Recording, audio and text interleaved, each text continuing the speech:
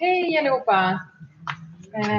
Välkomna till Grafikens Hus och Södertälje Science Park och KTH. We will have today's talk in English, so I will do just a short introduction about Grafikens Hus, so you know where you are if you haven't visited us before, and then I will hand over the conversation to Olivia. I know I speak on behalf of all of Grafikens Hus team, and we're so happy to be able to gather here today. It's been an amazing but a long journey with this project, and it's really nice to gather like this. And for the opening of the project and process exhibition, another vernacular. So it's really nice. And we will also have had the pleasure to invite you again to a program during the exhibition, which will be standing until 27th of October. I will soon give the word to Olivia, as I said, but Grafikens Hus, I think you all know that we are a mobile museum for printmaking, situated here in Södertälje, with a base here in Södertälje, I would say. We've been working mobile since 1996, while preparing to open up in a new museum with a workshop and exhibition space and everything. So we look forward to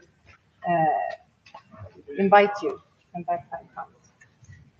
We just released this book, Beyond Walls, Beyond Väggar, which Anna has worked really thoroughly with, together with Lisa Larsson, who's the graphic designer.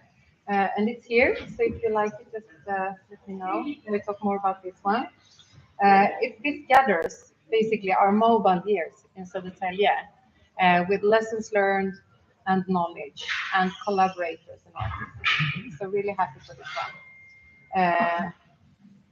And of course, this collaboration with you, Afaina, holds an important chapter in this book. Oh, yes. And today we really look forward to deep dive a bit and talk more about it. So with that said, and no further ado, I'll leave it over to you, Olivia, which is the curator for the exhibition, and also maybe just saying thank you to Rami Kuri, who has worked also with the exhibition. Thank you so much. Thank you, Anna. If it's a little bit low, I will try to speak loudly because this room the sound disappears. Feel free to come a little bit closer if you like. There's also another seat up front. But I just wanted to say warm welcome to Afaina and to Marie-Louise.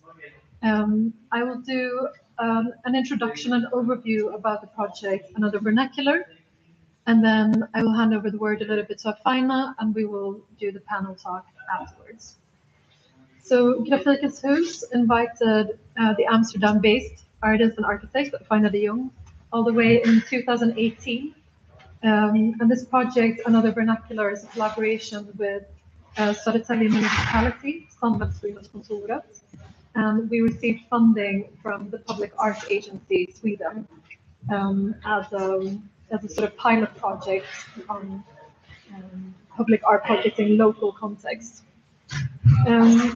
So together with Södertälje municipality, we collaborated on the development of the Northern City Center, Norra Stadskärnan, which is this area that we're in right now. So the pavilion will be built in the park just outside, which is called Parken, and it will be a full-scale pavilion, which will be free and open for everyone to use. So in 2019, Afaina was here 4 times. 2018? 19. Oh yeah, 19. Okay. You were here 4 times. Yeah, sorry, time has sorry, the pandemic came in between, but we did manage to meet you here 4 times. Yeah. And we had workshops together with reference groups, and we're really grateful for their participation. And we had printmaking workshops and also dialogue workshops, where together with you, maybe we'll also talk a little bit more about this. We spoke about Södertälje, the availability of meeting places, what is missing, ideas about home, being welcomed, and what it means to be reflected and mirrored in your built environment. And so we had a group of really wonderful reference groups that we worked with, and these were Hageberg from Folkhögskolan. It was Livet Beach, it was a theater group in Södertälje, Tjejhuset, Läsfrämjandeinstitutet, and Vuxenskolan, the adult school in Södertälje. And so all of these people were part of sharing their ideas and maybe desires and hopes for what a public pavilion could be in Södertälje. And so during these Prince workshops, we got to know that this place, Norra Stadskärnan, is maybe a little bit anonymous, transitory. It's a lot of students and commuters. And together with Afaina and also Innovations, which is your collaborator, we came to somehow the idea that there needs to be a welcoming place, and to also somehow co-create the identity of this northern city center, where there will be new apartments, there will be a hotel, there will be new shops. So this is an area that's undergoing a large development, one could say. So just a few last few words. No, nice. So the pavilion is a smaller scale of what will come in Astra Parken. And inside the pavilion, you can see these scale figures. And we held a 3D workshop during a festival here at Science Park called Science Week in 2020. And we had an idea after a conversation with you, Afaina, that scale figures, when you buy them from architecture shops, that they're very normative, they're very able-bodied, they're also very gender normative in terms of men with suitcases and very traditional gender roles. And so, because we spoke so much about who is mirrored and who can kind of see themselves reflected in the cityscape, we also talked about what would happen if we 3D scanned the coming visitors to the pavilion.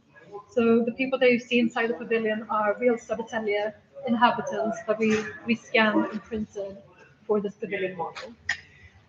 And finally, because there was a pandemic, a final sort of exploration also through another vernacular was through a digital app called Proto-World, which you and Innovations also collaborated on, where you can also visit the pavilion in digital form through augmented reality and a few other artistic interventions as well.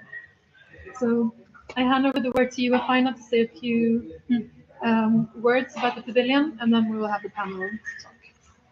Okay, thank you for that lovely introduction. Yeah, so we started in 2019, right? So I met Nina and Ulrika Flink, who was the curator at the time, and I don't know, it was such a lovely proposition, you know, like, do you want to make something beautiful? No, that was not what you said, but it was like, do you want to make a design or work on an art project to create like a summer pavilion here in this place in Astra Park, and of course that's like the nicest thing to receive as a message, but also I was very interested in kind of the pavilion, you know, because it's kind of in between of like making a building, like architecture, but also kind of a sculpture or something that could be unique, you know. I said, look, does it need to have toilets and stuff, like really practical things? No. It can. So that meant a lot of freedom, and I think really firsthand the idea was to also engage with people who actually live here. But how do you do that? You know, because of course participation has been a thing that we're all trying within artistic practice and architectural practice. But how does that really work? I think that is there's many ways to go about it, and sometimes it turns out that it's a great collaboration, and sometimes it's also hard. So, but I think for me, myself, I was very interested to kind of tackle the idea of a public building or a public space or public sculpture from the perspective of how women of different ages or walks of life kind of experience public space.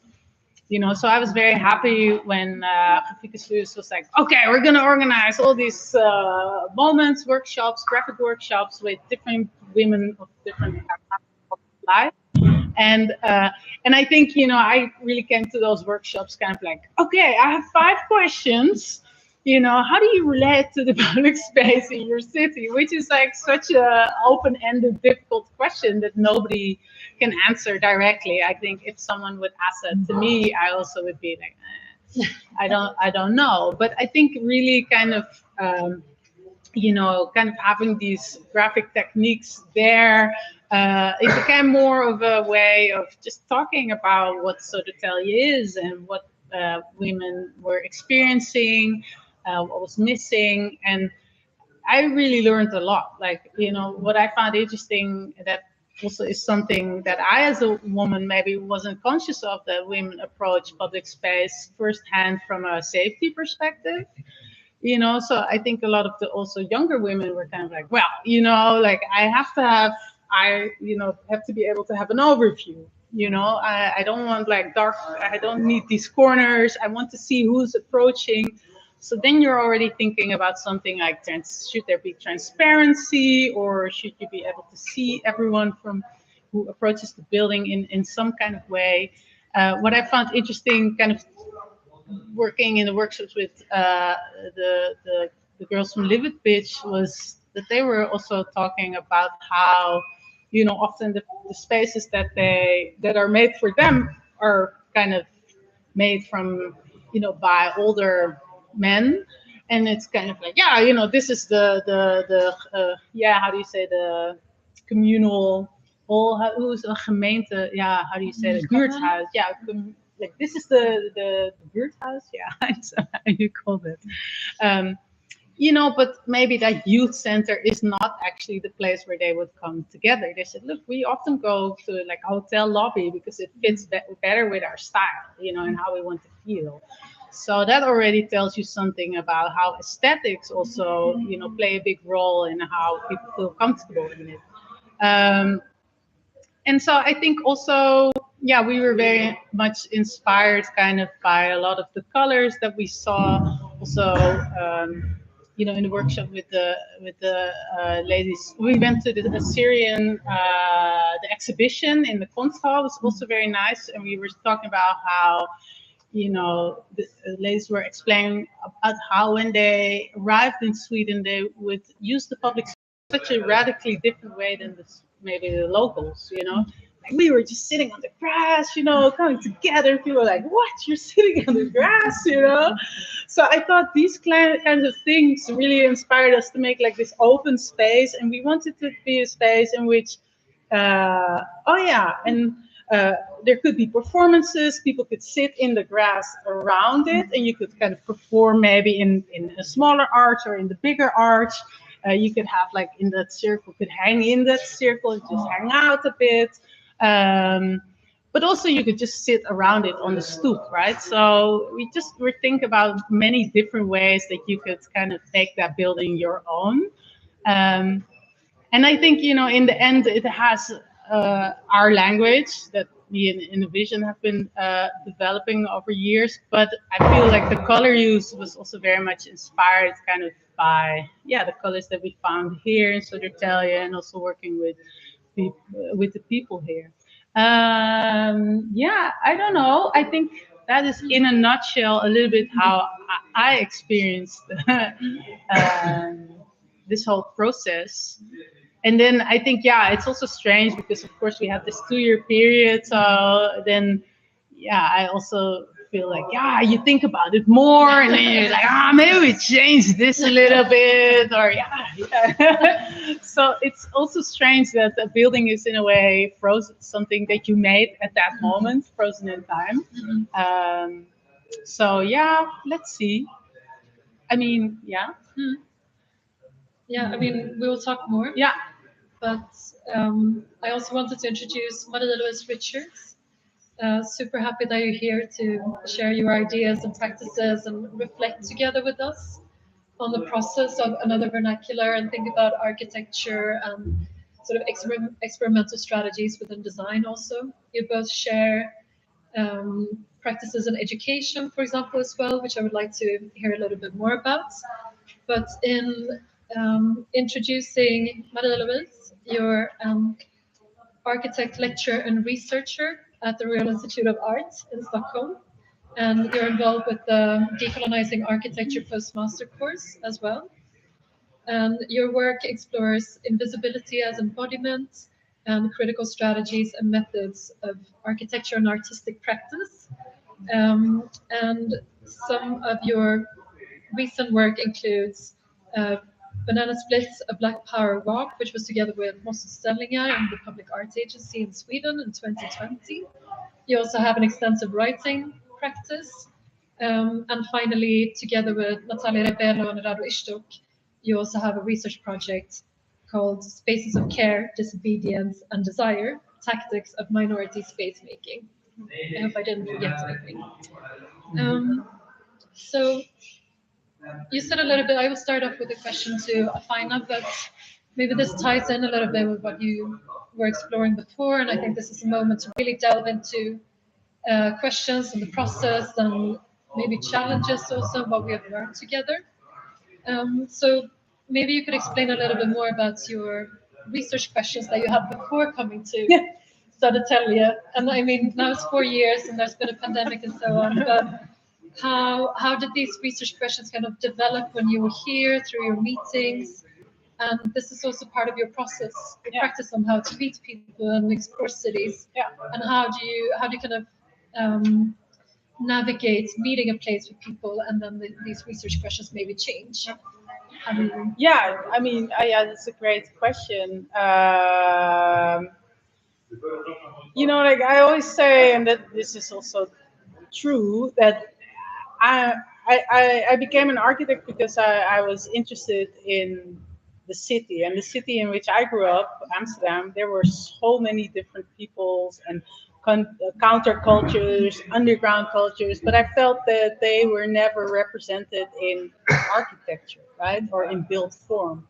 So that has always kind of been the thing that I want to do. I want to design the space for the people that I know, in a way. But what happens when you aim to do that in a different place if you don't know, right? So that has some kind of difficulty. Although I always think that as an architect, I place myself in the footholds or the steps of, you know, people on the streets, people who actually live there.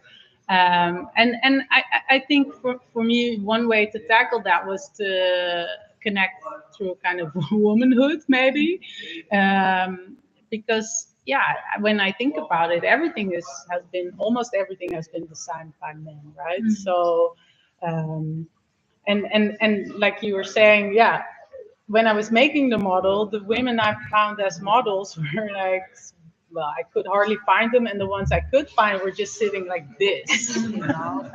And then, it's kind of like, how do you design for people who haven't been designed for so long? And you know, I think that what we made and what we're making in different projects is our language, but there should be many, many, many different languages, right? And I think, we also live in kind of a modernist language, a Renaissance language. There are all these languages out there. But I think with the complexity that we live in now, it should be multiple, right? But then, when you bring that research question to a group of people who have nothing to do with architecture, how do you translate that kind of? Because I really came with my research questions, you know, and it was just like, no, it's not working. So then, you also just have to have a conversation. I think what I learned about it is also, I mean, if you're not really there, so then how does it not become extractive? Like, what do you use? What can you use? Like, and I think I felt very hesitant kind of really taking visuals or thinking, because I was like, that's your vocabulary in a way. So maybe I can just translate an impression that I have and mix it with you know, my language or our language, me in vision.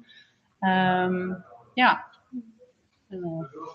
Maybe a similar question to you, Marie-Louise. How do you approach architecture and architectural research, and what are your methods somehow for getting to learn a place or discourse? And, you know, speaking, sort of relating to what you were saying, that this research question or idea has to adapt to the field of research or the place, and how do you kind of navigate this maybe translation process, or this kind of subjective experience of time and place, and also meeting local inhabitants or also students for that matter. How do you somehow navigate that tricky? Yeah, when you asked me that question, I was like, that's a tricky one. Then I get it.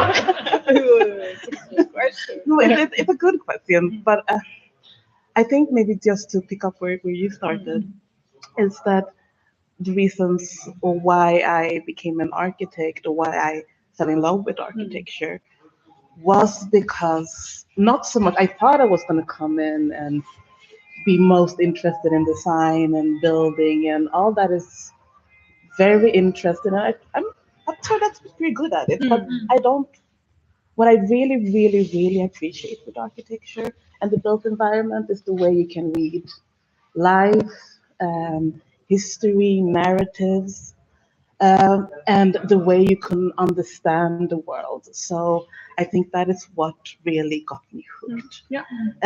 However, what I came to understand is that the story that I kept reading from the built environment, it's the same mostly. And it's a story about power, which I'm interested in. So I think that's always where I start, trying to understand what are the dynamics of power, what is this place telling me, what is missing, what have I seen somewhere that is maybe more private and hidden that needs maybe another expression. I was thinking a lot about this, being able to mirror yourself. If you're not able to mirror yourself, do you exist? Do you get to know who you are? So all these things, I think, become really interesting in hearing you speak about the pavilion and the process of it, and now seeing the model here. So I guess that's a little bit how I enter into my processes. I think that leads us also to the title of the project, which I had to kind of thesaurus before today again. So the project's name is Another Vernacular. Vernacular, one of the meanings of it is architecture that could be deemed more domestic and functional rather than monumental and public. And I think that definition was quite interesting to go back to, because I mean, stories of power, they tend to be monumental, they tend to be public, they tend to be about the winners in history. And I think this is an example of listening to maybe the voices that are not building statues with like men on horses that have won battles. So I think maybe also Afaina, now kind of coming back, and this is a little bit, you know, looping back to where we started, this word vernacular and moving more maybe towards some, you know, some functionality and the domestic and a safe space, perhaps. How would you relate to this question today? Yeah, I mean, it's all in that word, right? I mean, I always find it. I love this word vernacular within architecture because it's actually everything that I like. You know, spaces that people themselves design. You know, or spaces that the domestic, if it's about women, that at least there was something that we controlled, you know, within space. So I really like that word, and I think for me that also lies in this idea of, you know, that I was talking about, kind of all of these architectures or knowledges or ways of doing things that we haven't been applying within architecture because it was kind of like, that's all that, you know, it's not relevant to us because we have modernism at this moment. So I think it's still the right word, and I like I choose to be, I want my work to be part of the public imaginary, right? So I think it should be public. I think it should, and in that sense, you know, something like this, it's not a traditional monument, but it could be a monument to, well, all of these other stories and people who we haven't been valuing within kind of this, this field, you know, in spatial. So, I mean, I'm just trying to imagine a place where you're attracted to and like everything is kind of similar, but then there's this strange thing and you want to be part of it, you want to follow it, you want it to be yours, right? It's I just remember the moment I had made like a small model and we went to Live It Bitch and I was like, I think it's gonna be like this, and we were just like, oh, like a little dress, so cool, and it's like that's what you live for, you know. And I mean, I've been practicing as an architect for 20 years, and like you said, I was also very much attracted to the thinking and the writing, but I also felt after like 10 years, like, yeah, you know, maybe one of my greatest strengths, if I want to like do something public, that's something that's like part of public discourse, is to actually try and design it, you know, like, because then it becomes real, people can relate to it. So like really for me, the last years have been kind of making that spatial language, making the graphic language is also part of it. And like, I really like how, Brady, you framed it for me when you asked me to do a lecture for your students. You know, it's like a contemporary way of doing ornament or something. And I thought it was so spot on because really like my first project that I did in 2005 or something. And we didn't have money for beautiful materials or beautiful like ornaments. So it was really like, well, we're just going to make the space and then I'm just going to paint it, right? So I just painted everything by hand. Like it took me a month, like day and night. Like, and it's kind of also these black and white patterns and different colors. And I think it was so true because me doing that made that space, it gave it scale. It made it relatable for people. People came in and was just like, what is this place? You know? And so I think that was really a starting point. And I feel like it's not finished, but it's going to be evolving. And I'm just looking forward to see people move through it and touching it and doing strange things with it, and that I haven't imagined before. Or because I've also been like made some, like I once did like a reuse of a train station and it was like finished, but we didn't have money, so it was like white, and then, you know, people just started to paint everything pink, and I just thought it was like, but that's also what a building is in a way. You have to give it over to people and they're gonna do with it what they want, and then it's not your baby anymore. Well, anyway, I mean, yeah, it's not mine anyway. So I don't know. What do you think about it? No, it's like, I think that reaction that when you showed the model the first time is exactly what my reaction was. Okay, that's good. Yeah, because, and also very random association, but do you these image frames that are when something on broadcast is before it, like growing up in Sweden in the 80s, like the tableau was, you know, started. The circle. And then, so like as a kid, you were like waiting for the thing to start. So you're like sitting and staring at that little frame for like a few like minutes or seconds or whatever it was. And having all these things that you were like so excited was going to happen. And this is what is sort of like what I think, what I see when I see it. And I like it. And also like all this anticipation of all this will come, and the tableau that will like come manifest. To life and, nice. So, and it's also thinking like, have I ever seen anything like it? Like thinking like, no, nothing that is going to be there permanently for everybody to use. I can't recall coming across anything like it growing up.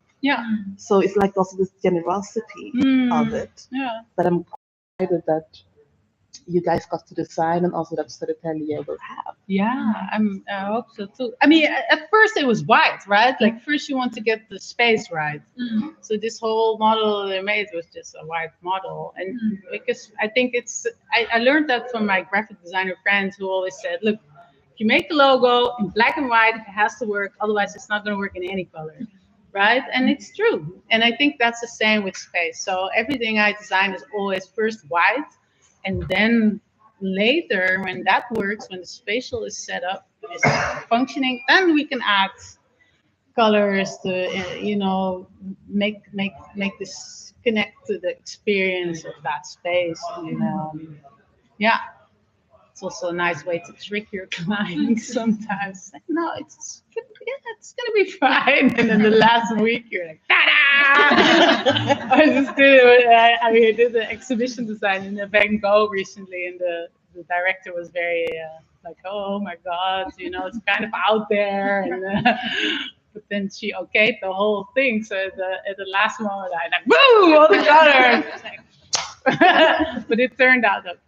So, but I think color is very important, and everyone has a different association with it. Yeah. That's also very important what you said with the scale. I think the pattern also makes it so inviting and engaging. So thanks, thank you. Yeah, I can't wait to do me my too. selfie. 2023 selfie architecture.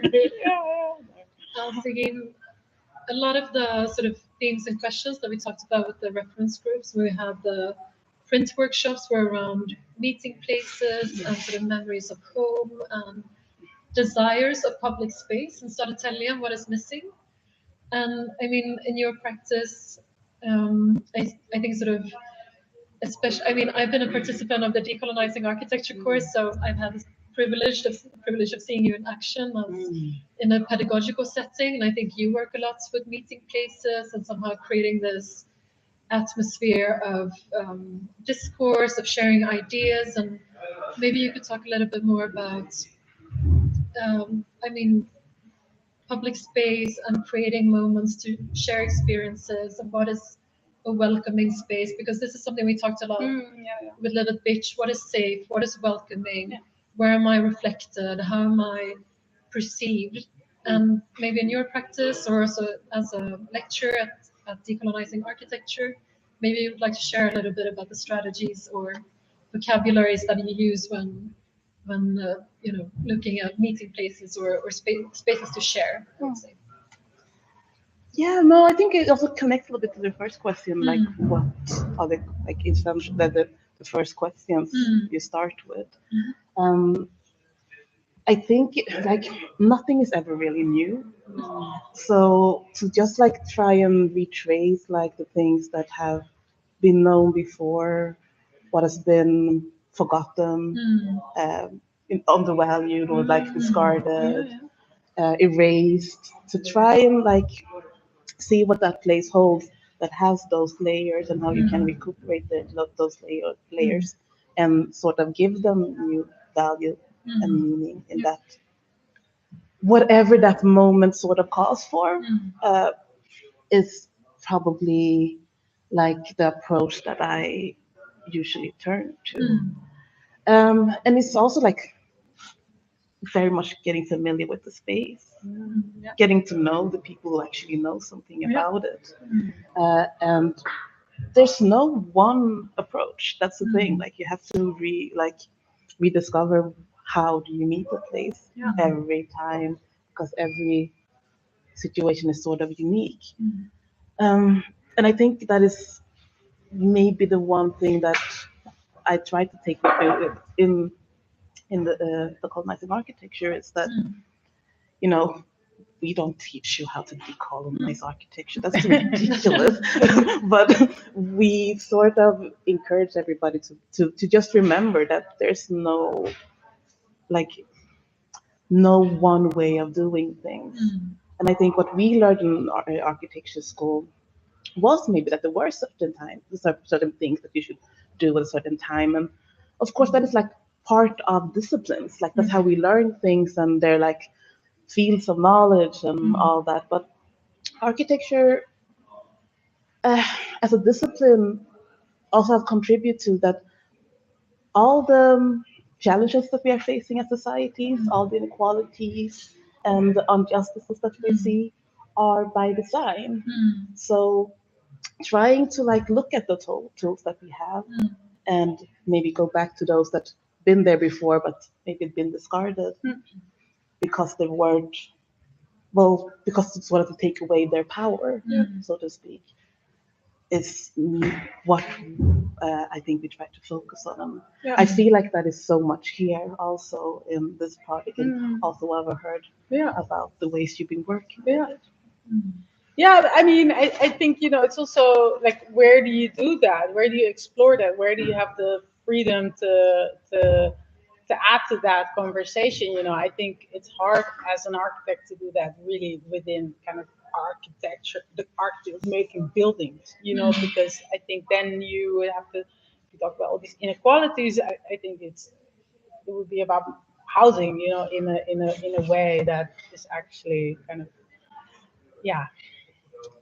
just, you know. But I think here, working within this art field, you can add to that conversation in a very personal way also, you know, and you're making something that doesn't have it doesn't have all these functions and power struggles within itself, you know. Maybe in more personalized ways, you know, if we talk about safety, how you feel safe within that space or attracted to it. But I think really this is also such a generous opportunity in that sense, you know, to talk about that or to try something within this context, because I get calls from developers, hey, you want to do, we're going to make housing, and I'm like, I'm already not okay with the whole premise, you know, even though I would like to make a difference, but I just don't feel like I could do it in that field, you know. And then to have a project like this come along and is just like Really? You get to do that? yeah, sparkles. But yeah, there was something else you said, but my brain is very slow nowadays. Mine. Yeah. Well, I mean, I like how you were talking about you know, architecture, and you know, I mean, I think, how do you engage with a location or a site, you know? And that is something often we're kind of, okay, this is the site, the location, it's Astra Park, and people take pictures. How did the park came into being? What's the history in the park? Okay, how does it lie? Okay, I did the research, you know, let's make something. But then, yeah, it's actually a place that has many, not just history, but social relationships. It has many kind of like interactions that you often don't see as an architect coming in, you know. So I like how you were talking about how it's multiple, you know, it's not just one way to go about it.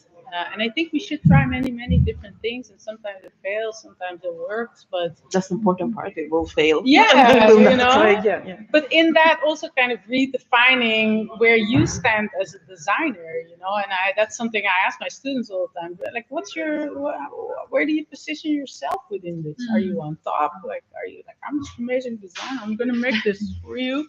Or, you know, are you actually one of the people who use it? Like, how do you relate to that, you know? Or what's your relationship to power, to oppression? Like, can you imagine that for yourself? I think once you start to get a clearer idea of that, then that also opens up ways to relate to the people you're designing for, or the place you're designing for. How you want to articulate that connection, that relationship. Yeah. I think participatory processes and dialogue has been a big part of this pavilion. And I mean, it's not always easy.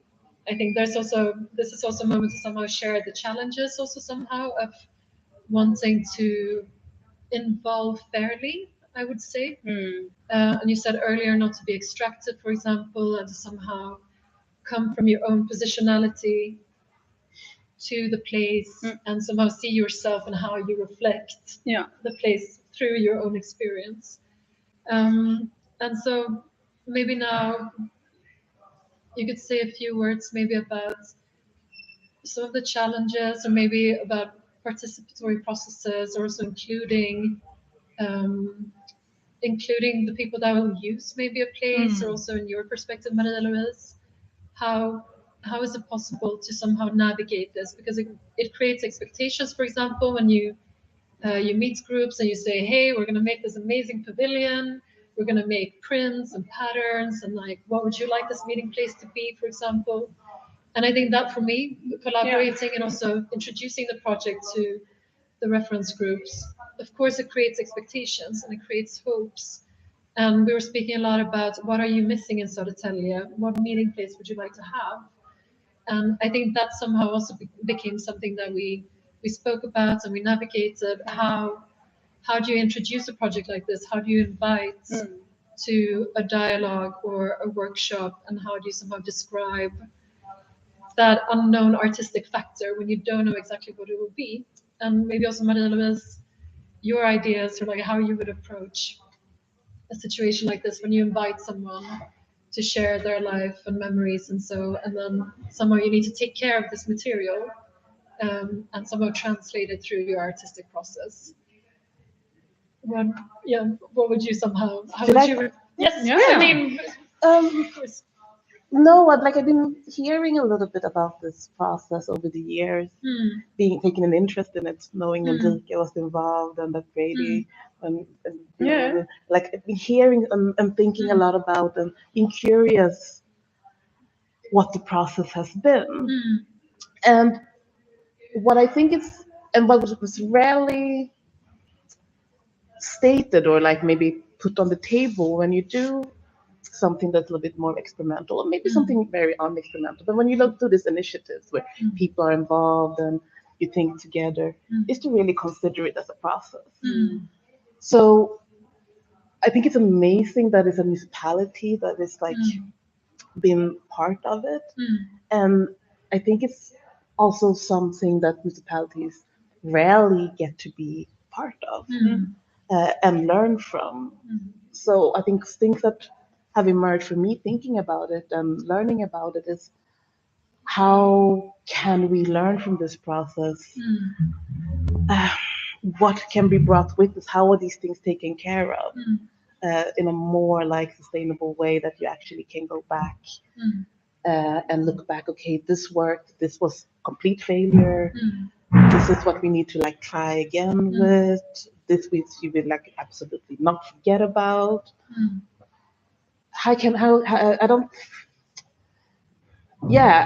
I'm lacking these tools, so that's why I'm quite interested in talking about them, because I think it's absolutely the greatest gift from this kind of project. And also as a way of tying back to this, we need to try an approach, and we might fail, and we need to try again, to have this understanding that what is this kind of project is, when we also want to do something that is maybe not conventional, because there's a reason why certain things look the same, because we have because we're comfortable doing it in that way. So we don't take risks, and we don't really take into account what we actually then never get to have an experience. So I think those are the things that are sparked when you're talking about this. I mean, I think for me, what I always find important when you start to work with the actual people who live there and lay the promise on the table that something is going to happen, that thing actually happens, because I've also worked in different neighborhoods, and then it was people were already there's always artists coming here telling us this thing is going to happen. This never happens, So I think that is really number one. That is. But it's often a promise that I can't fulfill, because I also have a client, let's say. So it's I also hope it's gonna happen, And I think maybe in this process, I think we really saw the workshops as a way of talking to people, engaging with people. And I think honestly, like I said, people had very personal stories that were kind of turned into graphics in the workshops, you know, in all of them. But I found that personal work in a way. I think there are also artists who take that and create that into a language or story. But I think that's not really how I work. Like I really valued all the conversations, and for me the main thing was about what I heard was like safe space, inviting. Has to be something that is represents us, but also a performance space, right? Like there were shows being put on, like there's these public events where lots of people come and watch. Like could this aid that way of coming together? Could this be that space where people come together? So I think really in kind of designing the space, that was the first and foremost thing, that it's like has great visual, like that you can watch through it, but also can perform in different ways in it. I mean, I was thinking about when you were talking about Marie-Louise about the sort of, I mean, copy paste maybe aesthetics, because a lot of architecture is pre-designed somehow. So it's not always custom made. And I mean, this is custom designed for Astra Parken. And I remember when we were working with the architects, Ulrika, they were making this construction documents. And I remember that there was a moment when they were trying to make the arches in their computer program, and they were really, really struggling because they were saying this is not a conventional arch. Our program has issues with making this form.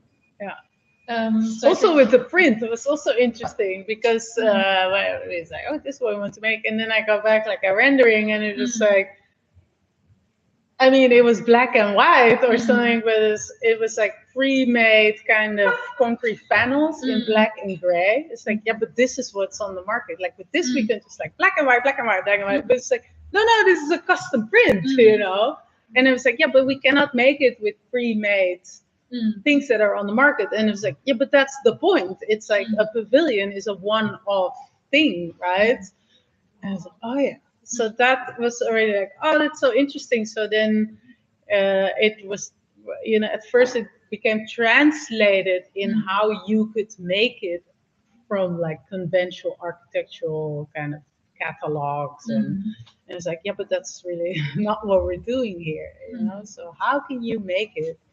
Well, luckily we've hopefully figured it out. So yeah. So thank you. I think we have around 15 minutes left, I think, of the conversation. I mean, more, of course, if there's questions, but I wanted to open up the floor in case there's someone that has questions to Marie-Louise and Afaina, and otherwise I have tons more questions, but I also wanted to give a moment for you to ask. Vi är Samtal och bosatt i Södertälje sedan över 50 år. Här så är min engelska inte 100%. Jag översätter jättegärna. Du översätter gärna. På 70-talet då byggde man oss hästar på andra sidan kanalen. Då var det ett jävla liv kring de här hästarna. De byggdes i betong. De finns fortfarande kvar. Och idag är de en viktig symbol för Södertälje. Med det som bakgrund så skulle jag säga det är fantastiskt att se på Södertälje. Jag skulle önska att det kommer många fler sådana runt om i Södertälje. Men min fråga är, alltså den är spännande på väldigt många olika sätt. Den är utmanande, den är dynamisk, den är, alltså det här svartvita ränderna är lite speciellt. Min fråga är, vad vill ni att den ska kommunicera med Södertäljeborna? Antagligen har ni pratat om det, jag har missat det nu. Men det skulle jag vilja veta, därför att det är säkert många som kommer förbi och undrar, vad är det här? Så vad vill ni kommunicera med oss som bor i Södertälje? Absolut. Då översätter jag. So he was saying that there, in the 70s, there were concrete horses statues built on the other side of the river. And they were very controversial to begin with, but they've become a sort of identity marker for Södertälje now and very well appreciated. And so you live in Södertälje, and he was asking, we're saying also that he really appreciates the pavilion, and now you like many more of these pavilions to kind of be in Södertälje. But he asked, what would you like the pavilion to communicate to people that... That's a question I heard. Communicera. What would you like for it to communicate? Sounds familiar to Dutch. What do you want to communicate? What wil je communiceren? Ja.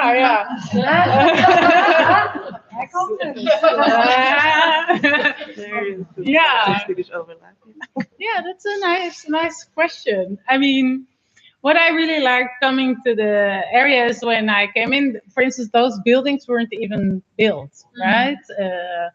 And no, well, okay, Statens and the new Grafikens Hus buildings was there, but it felt like such a new place. Of course, it's been part of the city for a long time, but it also felt like an opportunity to really say something different within the green.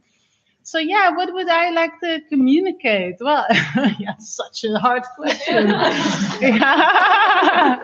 I mean, I think if I would communicate anything, is a very like joy or like a very positive vibration, you know, to everyone who is in this area. Like this is I hope that it's a place that you want to navigate towards and stand in and experience it.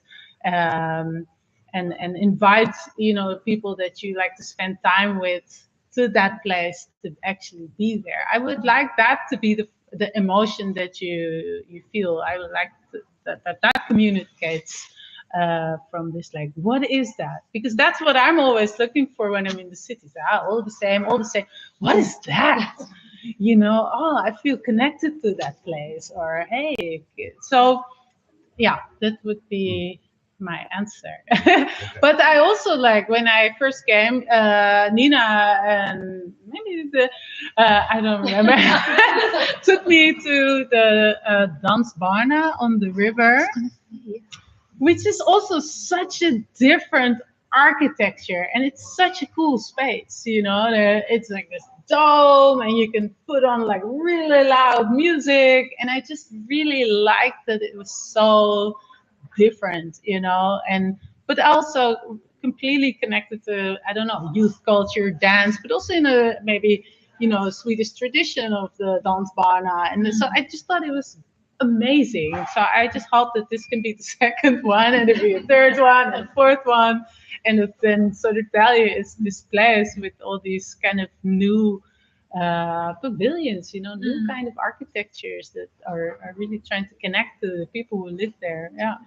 Did I dream there will be speakers somewhere? Yeah. Oh, yeah. There will be speakers. Yeah. So I think here and then here, kind of in the suburbs, there will be bass speakers. Well, because of course, yeah. Yeah. It's, you know, in the summer you want to play some music, or in the winter. There will be lights. So I mean, somehow this is a modern folkpark, eller liksom dansbana. Very good.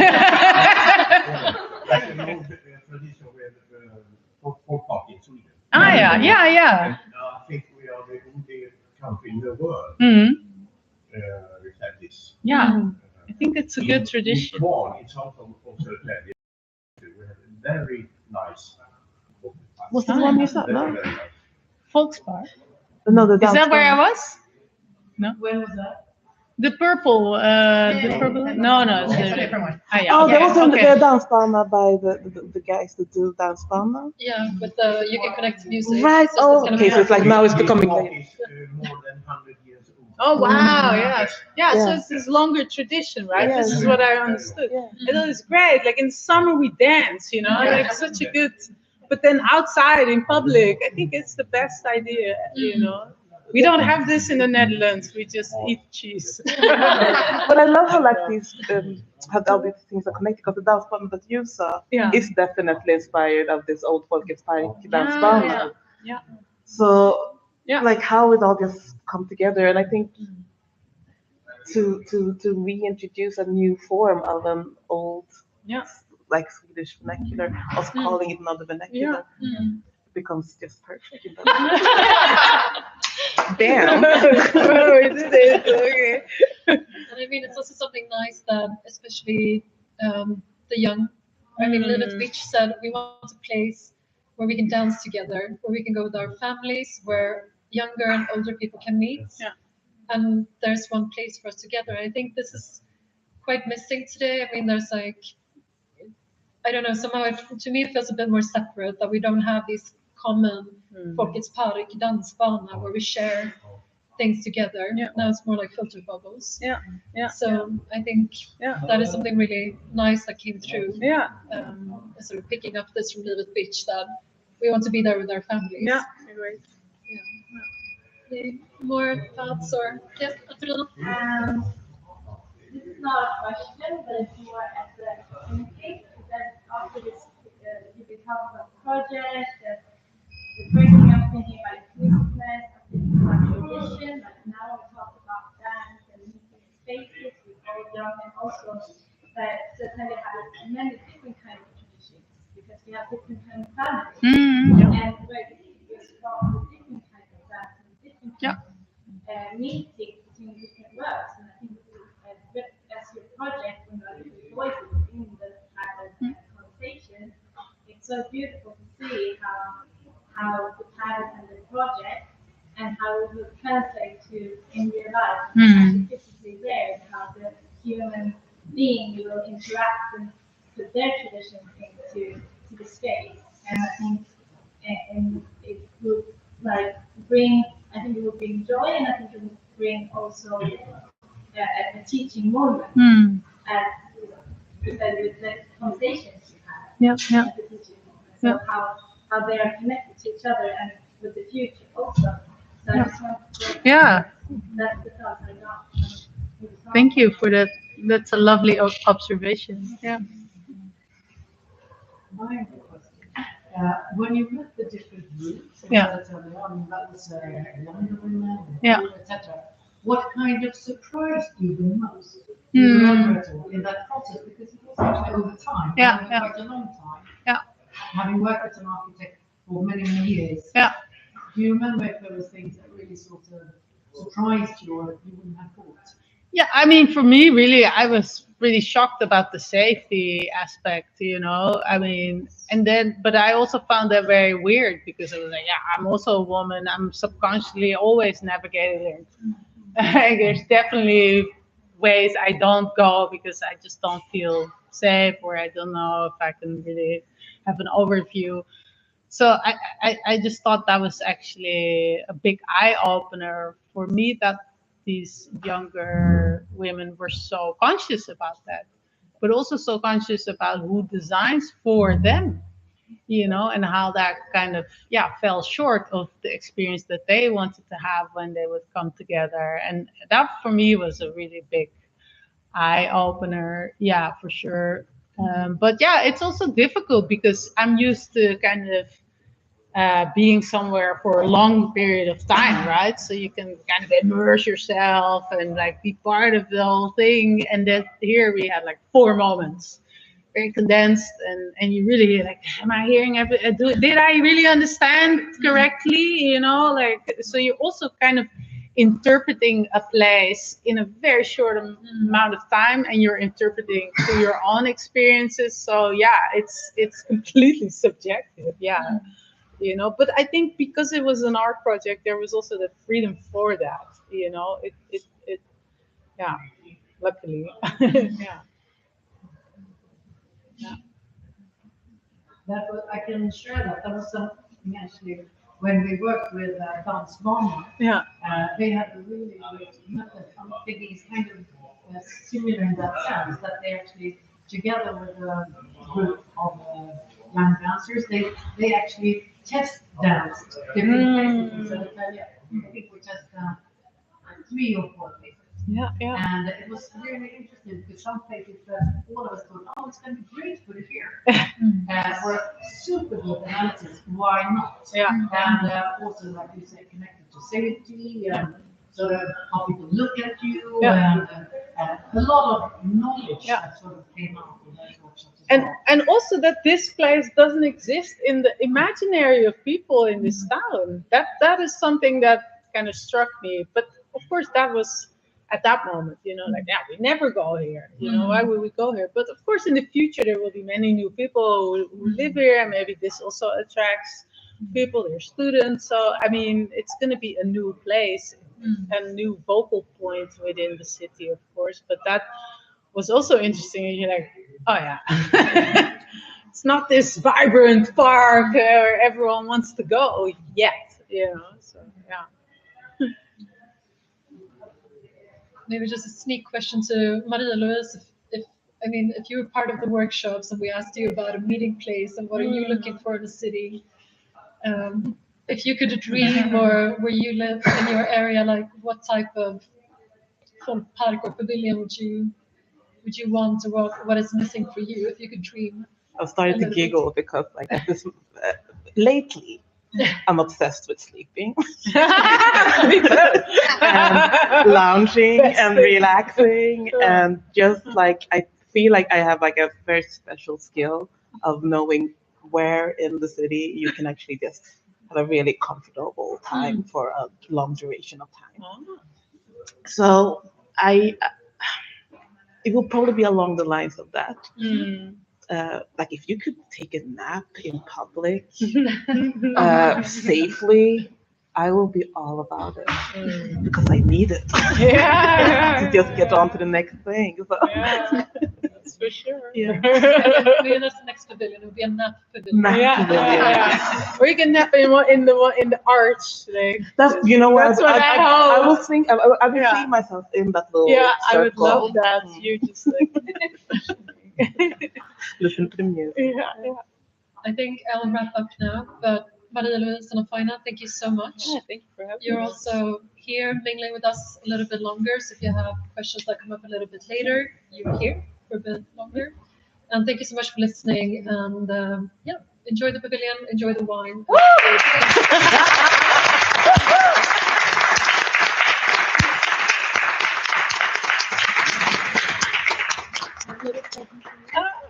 The book. Amazing. Nice. Lovely. Thank you.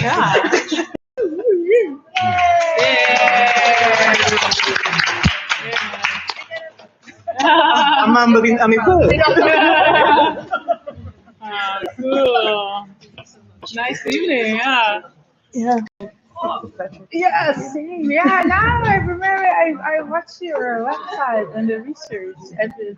Likewise. Yeah. No,